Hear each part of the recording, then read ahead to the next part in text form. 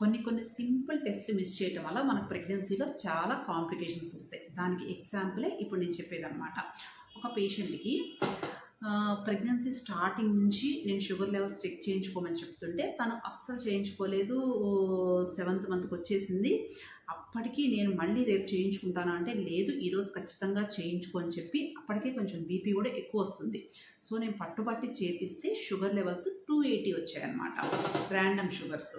So random sugars ఎక్కువ వచ్చాయని చెప్పి మళ్ళీ జీటీటీ టెస్ట్ చేపిస్తే, జీటీటీలో ఫాస్టింగ్ కానీ and 1 hour 2 hour glucose levels బాగా పెరిగిపోయి ఉన్నాయి. సో ప్రెగ్నెన్సీలో ఈ షుగర్ టెస్ట్ చేయించుకోవడం అసలు ఎందుకు ముఖ్యమో, ఏం లక్షణాలు లేవు కదా, షుగర్ టెస్ట్ ఎందుకు చేయించుకోవాలి అంటే, యూజువల్గా షుగర్ లెవెల్స్ బాగా పెరిగే వరకు ఏ సిమ్టమ్స్ చాలామందికి ఉండవు. కొందరికి లైక్ రిపీటెడ్గా ఇన్ఫెక్షన్స్ రావటము, బాగా దాహం వేయటము, నీరసం, కళ్ళు తిరగటము, ఇలా కొన్ని లక్షణాలు మాత్రమే ఉంటాయి. అండ్ మెయిన్గా ప్రెగ్నెన్సీలో షుగర్ లెవెల్స్ ఖచ్చితంగా చేయించుకోకపోతే మదర్కి బేబీకి ఇద్దరికి కాంప్లికేషన్స్ వచ్చే ఛాన్స్ ఉంటుందన్నమాట. ఎందుకంటే షుగర్ లెవెల్స్ పెరిగినప్పుడు ఇద్దరి మీద ఎఫెక్ట్ పడుతుంది. సో అట్లీస్ట్ మనకు కొంచెం రిస్క్ ఫ్యాక్టర్స్ ఉన్నప్పుడైనా ఖచ్చితంగా ఫస్ట్ ప్రెగ్నెన్సీ కన్ఫర్మ్ అవ్వగానే షుగర్ లెవెల్స్ చేయించుకోండి. మెయిన్ మనకి లేట్గా ప్రెగ్నెన్సీ అందినా కానీ, ఇన్ఫర్టిలిటీతో అంటే మందులు వాడిన తర్వాత ప్రెగ్నెన్సీ అందినా కానీ, పీసీఓడి లాంటి ప్రాబ్లమ్స్ ఉన్నా కానీ, ఓవర్ వెయిట్ ఉన్నా కానీ, ఫ్యామిలీ హిస్టరీలో ఏమన్నా డయాబెటీస్ ఉన్నా కానీ, లేకుంటే మనకి ముందు బేబీ బాగా బరువు ఎక్కువగా ఉండటం కానీ, ఏదన్నా ఇలాంటి రిస్క్ ఫ్యాక్టర్స్ ఉన్నప్పుడు first sugar levels pregnancy confirm అవ్వగానే చేయించుకోండి. అదర్వైజ్ రొటీన్గా కూడా ఫస్ట్ షుగర్ లెవెల్స్ చేయించుకోవడం ఎందుకు ముఖ్యము అంటే, మన ఇండియన్స్ ఎక్కువగా స్టేపుల్ ఫుడ్ మనం రైస్ తీసుకుంటాం, కార్బోహైడ్రేట్స్ ఎక్కువగా తీసుకుంటాం కాబట్టి షుగర్ లెవెల్స్ చేయించుకోవడం చాలా ముఖ్యం అన్నమాట. సో ఇప్పుడు మనం మిస్ చేయటం వల్ల ఏమవుతుంది అంటే, మదర్కే కాకుండా బేబీకి కాంప్లికేషన్స్ అనుకున్నాం కదా, లైక్ బేబీ బాగా బరువు పెరిగిపోవటము, డెలివరీ డిఫికల్ట్ అవటము, డెలివరీ తర్వాత కూడా బేబీకి బ్రీతింగ్ ప్రాబ్లమ్స్ రావటం కానీ, షుగర్ లెవెల్స్ ఫ్లక్చువేషన్స్ రావటము, ఒక్కోసారి సడన్గా బేబీ డెలివరీలో కానీ కడుపులోనే చనిపోవటం కానీ, ఇలా రిస్క్లు అనేది ఎక్కువగా ఉంటుంది అనమాట. అదే మదర్కి అసోసియేటెడ్ కాంప్లికేషన్స్ ఎక్కువగా ఉంటాయి.